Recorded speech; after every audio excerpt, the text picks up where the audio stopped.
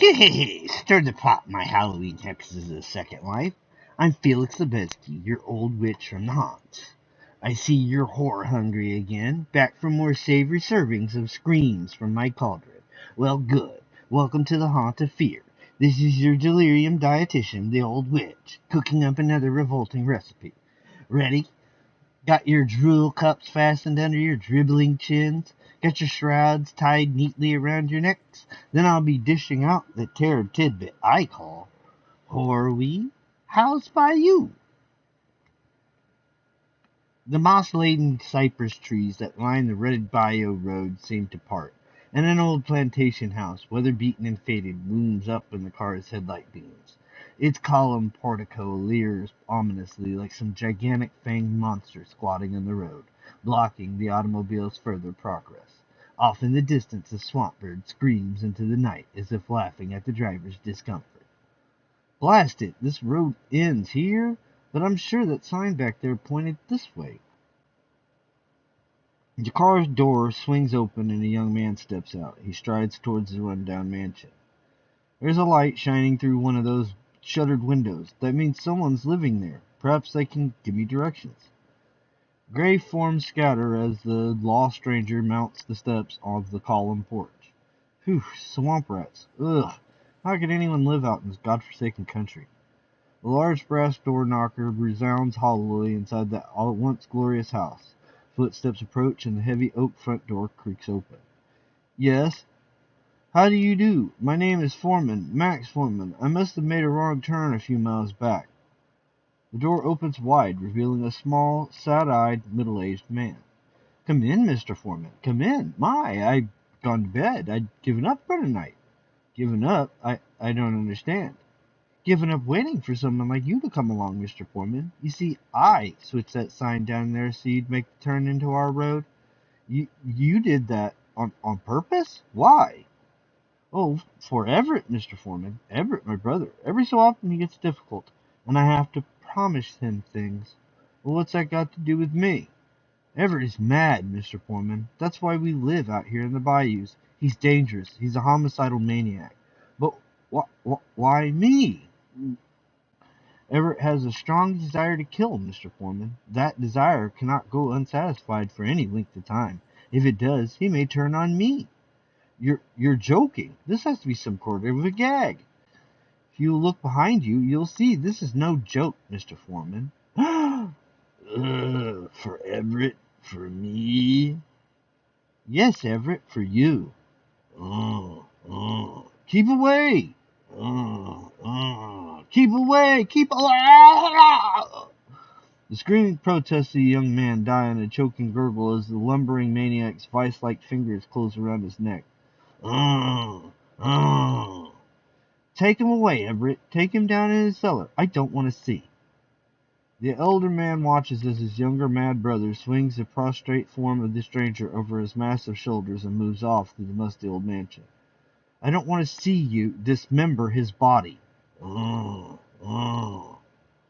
Later, the door to the old plantation house opens and the elder brother comes out. Now to get rid of the car. The car leaps forward to the loud grinding of gears down an overgrown path, finally stopping before a shimmering yellow pool. The quicksand pools swallow up all traces of it. Releasing the emergency brake, the elder brother leaps out and the car rolls forward into the sucking sand, sinking slowly from sight. Beyond, from the mansion, a sickening shriek of laughter echoes into the Bayou night. Poor Everett. Well, perhaps this will satisfy him, for a while at least. Finally, the car has disappeared below the surface of the rolling quicksand pool. The elder brother moves back through the bayou overgrowth to the mansion. Everett stands in the open doorway, breathing heavily. His hands are blotched red. I'm finished, Sidney. Come see. No, thank you, Everett. Just put what's left of him in the sack as usual. Everett lumbers off and returns shortly after, a large blood-stained sack swung over his shoulders. He was a doctor, Sidney. I found his card.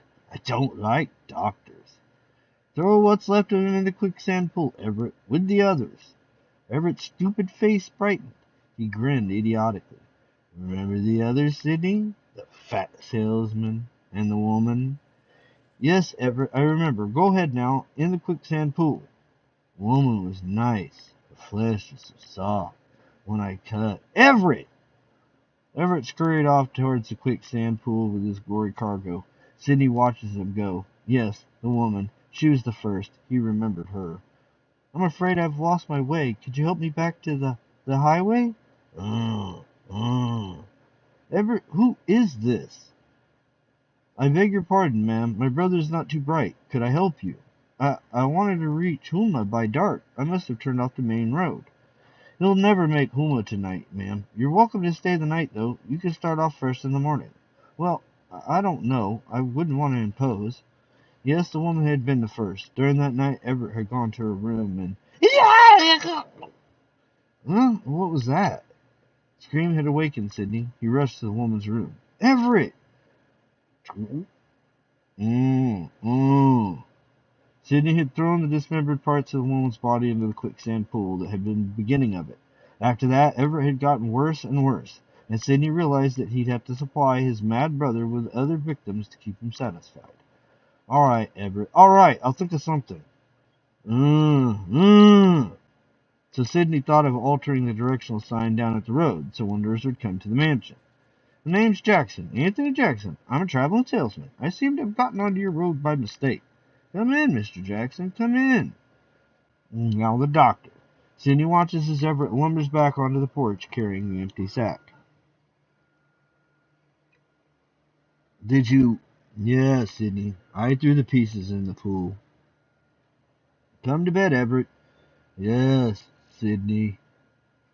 Soon the lights blink off one by one in the ramshackle old plantation house. Sidney and his mad brother are asleep. But down in the bayou, the quicksand pool rolls and quivers. Beneath its sucking surface, the dismembered parts of three bodies, a woman, a salesman, and a doctor, bump together, turning lazily, melting, fusing, reorganizing themselves until a pulpy hand reaches into the bayou night. A stringed-haired, rotted woman's head bobs to the surface. Another follows. The plump salesman's face appears, and then recently murdered doctor's rise. In his bedroom, Sidney stirs uncomfortably in his sleep. Suddenly, the door to his chamber bursts open, and three figures are framed in it, swaying unsteadily. Who's there? Everett, is that you? I thought I locked you in. You're... Figures move forward into the light, but there's something strangely wrong about the figures. Sidney stares in horror. A whimper escapes from his throat. No, oh Lord! From the dismembered parts of Everett's three victims have fused incorrectly. The woman's head rests upon the salesman's torso, while Dr. Foreman's head rests upon the woman's torso, and Mr. Jackson's, the salesman's head, has fused with the doctor's body. The other parts, the arms and legs of each, are equally as confused. The conglomerations move forward towards the hysterically screaming Sidney. Clutched in one of the mixed-up figures' hands is a small black bag, the kind used by doctors to carry their shiny little sharp instruments. Locked into his barred-windowed room, Everett listens with great puzzlement to the shrieking that echoes through the old house for the next 25 minutes. Finally, the shrieking stops, and only a soft, pitiful sobbing is heard. From the barred window, Everett watches as three figures totter out of the mansion, and back into the bayou to the quicksand pool. Suddenly, a key rattles in the lock of the heavy door of Everett's room. He turns from the barred window. Sidney, or what was Sidney, is now nothing more than a confused reorganization of Sidney's dismembered body, stands before him. The upside-down head hanging from the left hip, sobbing, the left leg sewn to the left shoulder, crookedly awkward around a makeshift crutch, the right leg swaying from the right shoulder, the left arm erupting from the neck, gesticulating, and the right arm supporting the entire grisly sight. Everett, look at what they done to me! Yep, kiddies, Everett's victims really messed up his brother Sidney. You might say they got together. Of course, the doc was a surgeon, so his head directed the whole operation. What a laugh, though. He had no anesthesia in his bag. Sidney thought it was a scream, What happened to Sydney and Everett, you ask? Oh, they're still down there, deep in the bayous of Louisiana. Next time you're driving in that section, just look for them. That is, if they don't look for you first. And now the vault keeper awaits. See you later. Greetings, boils and gorers. Welcome once again to the Vault of Horror. Come in and relax on that marble slab over there. This is your host and house, the Vault Keeper, ready to relate another terror tome from my fabulous collection. I call this one Gorilla My Dreams. Your name is Philip Stoker. You're 33 years old, married with 2 kids, a mortgaged home, and everything to live for. This morning, as usual, you gulped down your breakfast, kissed your wife and children goodbye, and rushed off to catch the 8:12. Goodbye, dear. Be home early tonight. The lawn needs mowing. So long. I'll try. It was a morning like every other for you, Philip Stoker. You sat in your usual seat on the train, read your usual paper, and arrived at your office promptly at 9. Good morning, Mr. Stoker. There's someone waiting to see you. Good morning, Miss Trumbull. All right, I'll see him in a moment. Miss Trumbull showed the stranger into your office and left. He stood there staring at you, his eyes gleaming. He nodded his head several times as if convincing himself of some silent secret. Yes, sir. What can I do for you? Yes, Mr. Stoker, you will do nicely. Very nicely indeed. And then he swung towards you, the needle-like hypodermic syringe glittering. You cried out as its point pierced your sleeve, the warm fluid emptying into your arm. That was the last thing you can remember, Philip Stoker, just the blackness closing in, reaching out and covering your eyes with velvet hands. But now you're coming to. The light overhead blinds you. You have an unbearable throbbing pain in your head. He, that stranger, bends over you. Mr. Stoker, can you hear me? The cobwebs dulling your vision are swept away. The blurring face before you comes into focus. He grins at you. You try to rise. Don't bother trying to get up, Mr. Stoker. You are well strapped. I cannot take any chances. Allow me to introduce myself. My name is Dr. Heinrich Morgan. I am a brain surgeon. You look around. You're in some sort of laboratory. You're surrounded by a clutter of intricate equipment. Nearby, a form lies motionless on a table covered with a white sheet. A body. I led you from your office as one leads a child, Mr. Stoker. The drug I injected into your bloodstream completely destroyed your willpower. You try to speak. The throbbing in your brain increases in intensity.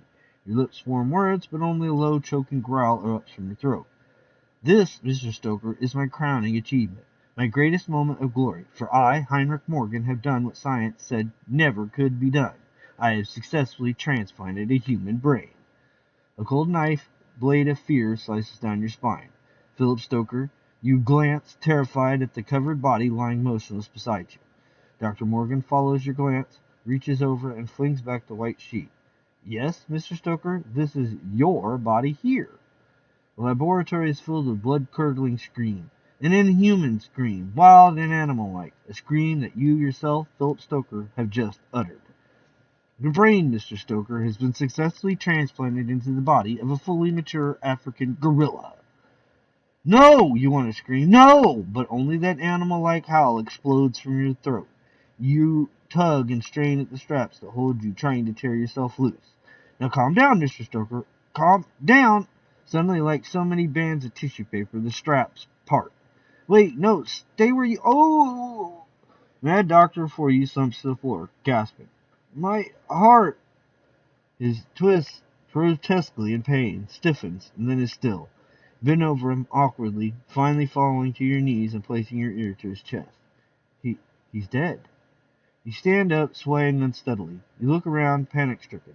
Your glance falls on the partially covered, cold white corpse on the operating table. Your corpse. You stumble toward it, moaning. You throw yourself across his chest, sobbing like a baby. Finally, you back away from your body, staring down at its chalk-white face. No, this is some sort of horrible nightmare. I'll awaken soon and everything will be all right. No, Philip Stoker, this is no horrendous nightmare. The stinging pain of the needle tells you that. Ooh! Needle is real, Philip. The laboratory is real. The doctor, your body, you, everything is real. Look in the mirror, Philip Stoker. See for yourself.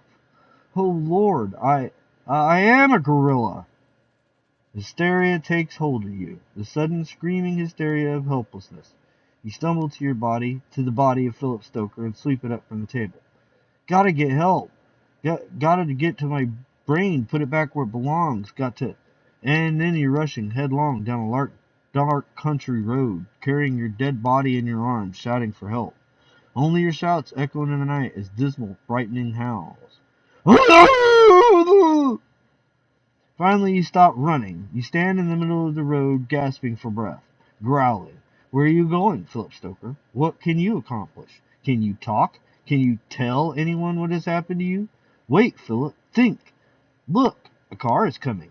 See, the headlight beams reach into your blackness ahead of you down the road.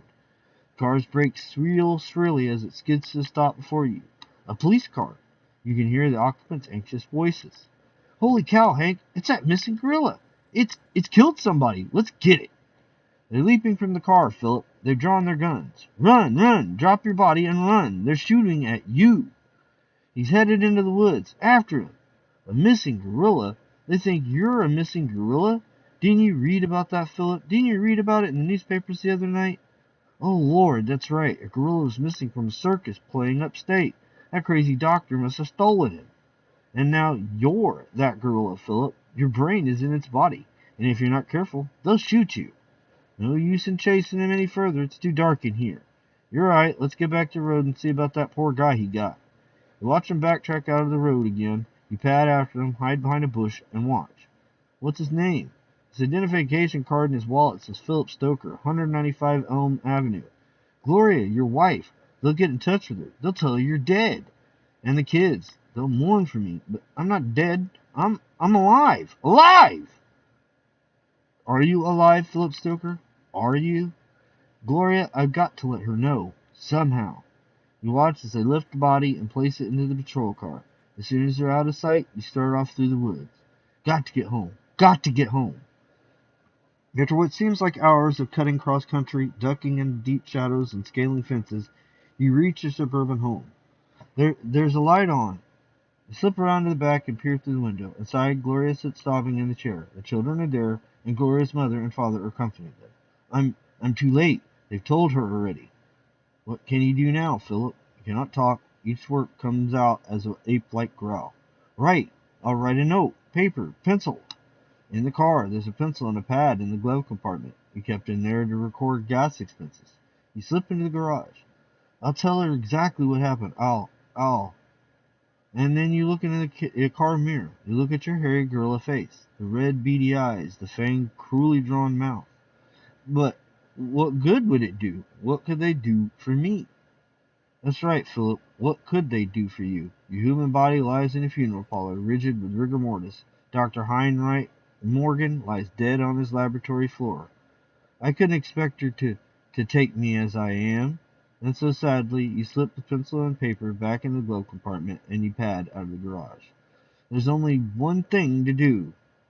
And so, as dawn breaks over the circus grounds, you slide the bolt of the empty gorilla cage open and you climb in. Soon, the circus animal keeper begins to make his round. Suddenly, he sees you. Well, I'll be. Hey, Marco, Stumpy, look, the gorilla's back.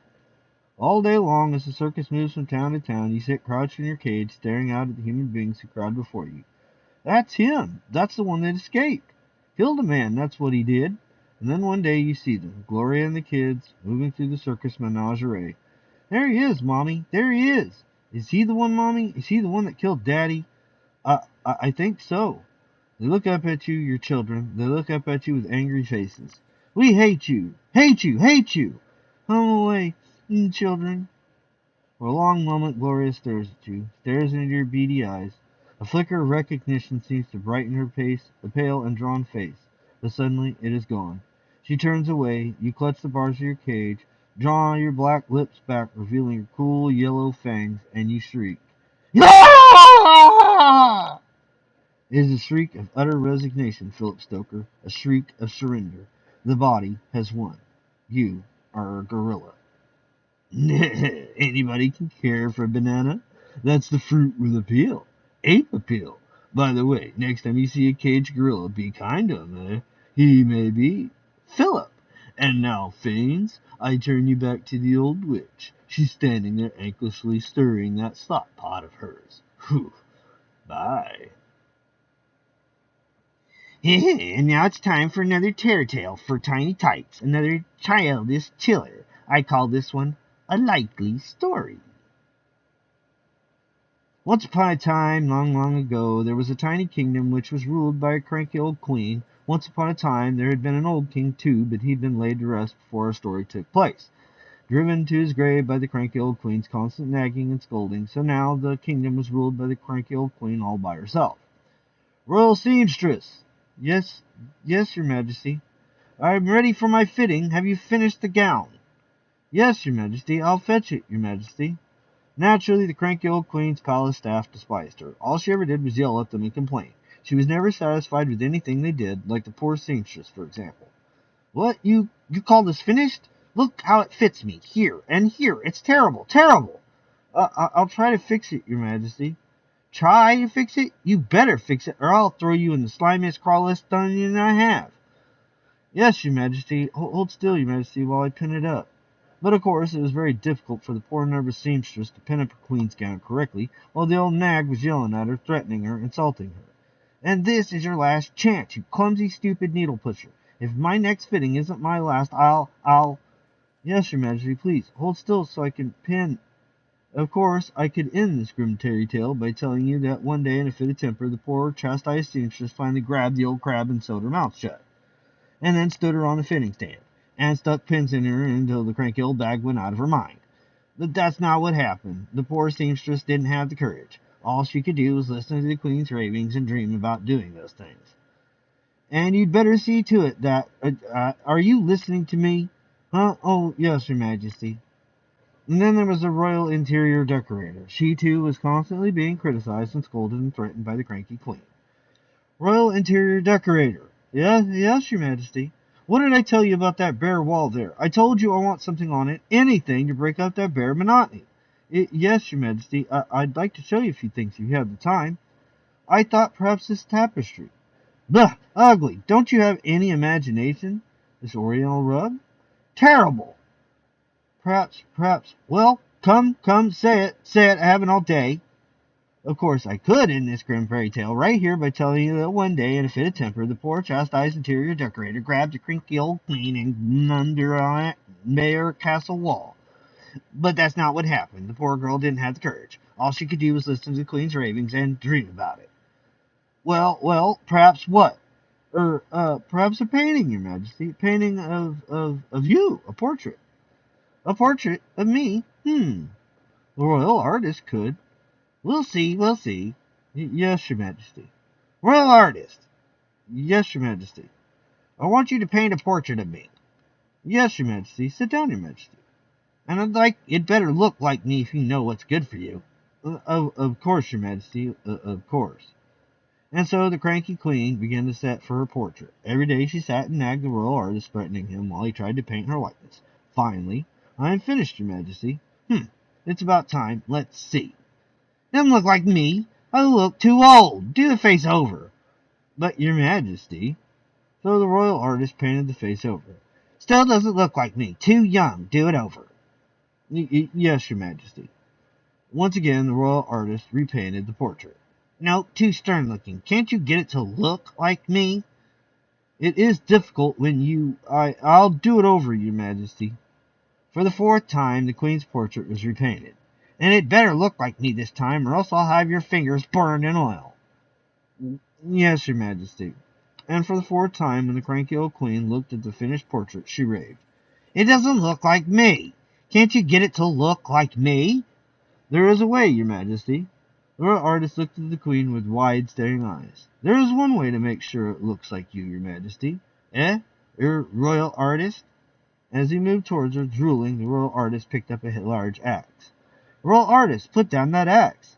This time, the portrait will look like you, your majesty. And brought it down on the cranky old queen's head with all his might. Yeah!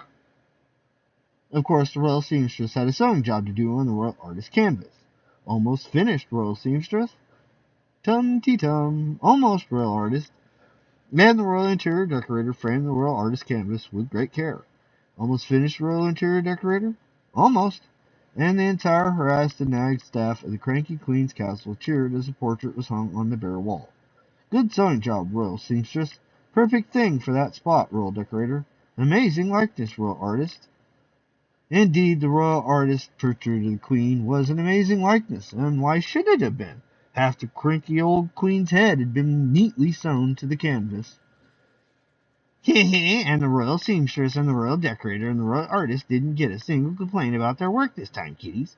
Not one word. Well, naturally, the queen was in no position to object. She'd already lost face. So after that, as is all fairy tales, even grim ones, everyone lived happily ever after. And now the crypt keeper awaits with a tender little tale of roses and revelry and revulsion. Bye now.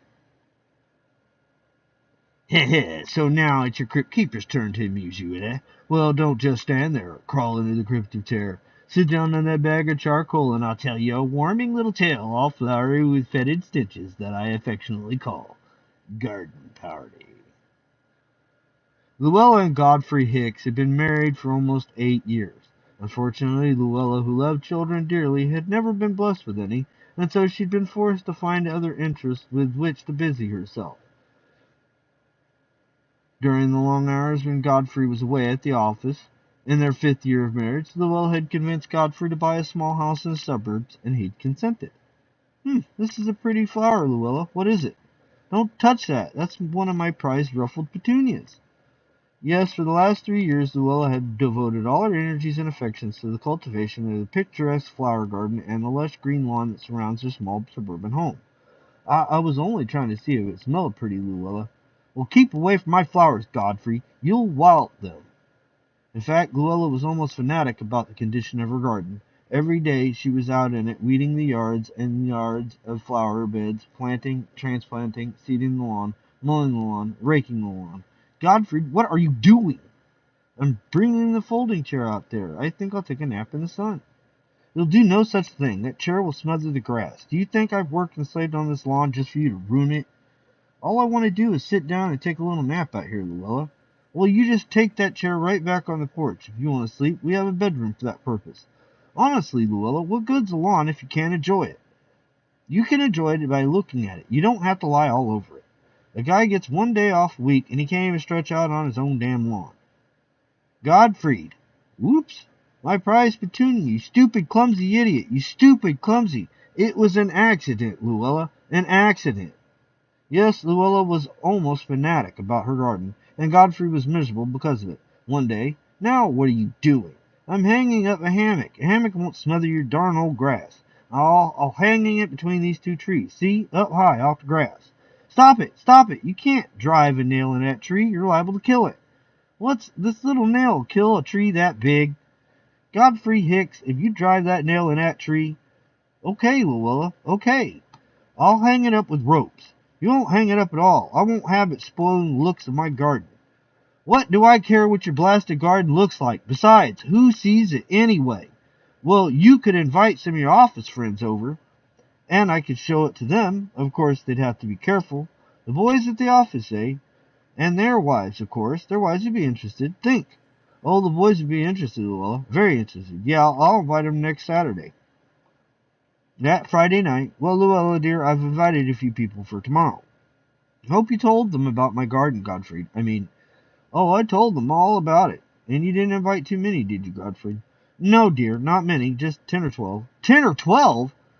Couples. Godfrey, 10 or 12 couples. Oh, dear, oh, dear. For dinner? For dinner, Godfrey, you didn't. Do you realize how much work it is to make dinner for 10 or 12 couples? Oh, you won't have to do a thing, Luella, dear. I bought something that'll take care of everything. It's out in the car. Something that will take care of everything. I don't understand. Godfrey went out to the car and brought back a huge carton. He began to unwrap his mysterious purchase. What is it? It's an outdoor barbecue, Luella. I invited everybody to a barbecue. In the garden. On Saturday afternoon, the invited guests began to arrive. Luella was white as a ghost with nervousness. Godfrey greeted them cheerfully. Hi, Ed, Molly. Come back round the back. Is Edith and I already here? Please be careful of those rose bushes, folks. Luella's proud garden was quickly jammed with shouting, laughing people. Hey, Stevie, head over here. Come on, Godfrey, bring on the food. Let's have some drinks first, Godfrey boy. They thronged about, mashing down the lush green lawn. We're out of ice, Godfrey, old kid. In the kitchen, Phil, there's 2 more trays. Not a cloud in the sky. What a day. My snapdragons, please. Smoke billowed up from the barbecue. Look out, stupid. You dumped the charcoal. Make mine well done, Godfrey. Look at me. I'm a gazelle. Stop, my lilacs. Everybody was happy. Everybody but Luella. Ha ha, hot. This bottle's empty. More in the cellar. Needs a plaza you got here, Godfrey, old boy, old boy. Orchards to the hostess with hostess. My prize petunias. Look, everybody, I brung my poor Victrola. Let's dance. Tinny music drifted across Luella's trampled lawn. Okay, folks, come and get it. One side. Chow. Whoops. Clumsy, you dropped the mustard bottle. All over my carnations. Delicious, Godfrey. I'll take seconds. Anybody else? The barbecue lawn party raved on until that's the last of the Franks and Beans, folks. Oh, Molly, let's go. Excuse me, well, can I take a bouquet home for my mother? Why, this'll be fine. Say, that's pretty. Cut me some, Edith. Wait, oh, Molly, huh? Well, so long, Godfrey. Everything was swell. Bye, Luella. Thanks. Oh, come on, Molly. And they were gone. A dreadful silence fell upon Luella's battered and mashed, upturned and uprooted, cut and broken pies garden. Dum-de-dum-de-dum. Suddenly poor Luella's eyes filled with tears. She fairly shrieked. My garden! Godfrey grinned sarcastically at her. That's the first time I've enjoyed this pansy plot since we moved in. Look at it! Ruined! Luella stared at Godfrey with wild red eyes. That's what a garden's for, to enjoy it, like barbecuing in it. Yes, barbecuing. She moved towards him, whimpering. As she passed the barbecue with the red-hot coals still glowing in it, Luella picked up the carving knife. Barbecuing in it? Yes. Luella! Luella! When they came to investigate the blood-curdling screams that had emanated from the ruined garden, they found Luella, the apron tied around her heaving body, the chef's hat tilted grazily on her perspiring face, busily turning richly browned odd shapes on the barbecue rack, and she was muttering softly. Yes, that's what a garden's for, to barbecue in it. Yeah, that's my yarn, yelp fiends. Godfrey was done up brown. Well, that's what happens when one's a regular cut-up. As for Luella, well, she's in a padded cell now. She keeps sticking orange pits into the walls, and she waters them regularly, but nothing comes up. Nothing except her dinner every time they serve her broiled food. Yeah, well, I'll see you in my mag Tales from the Crypt. Bye now.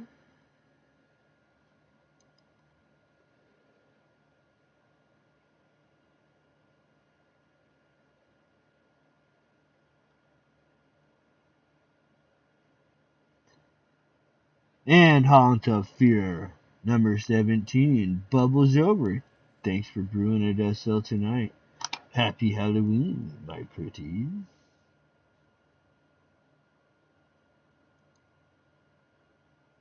Read aloud! Grab the story on Discord!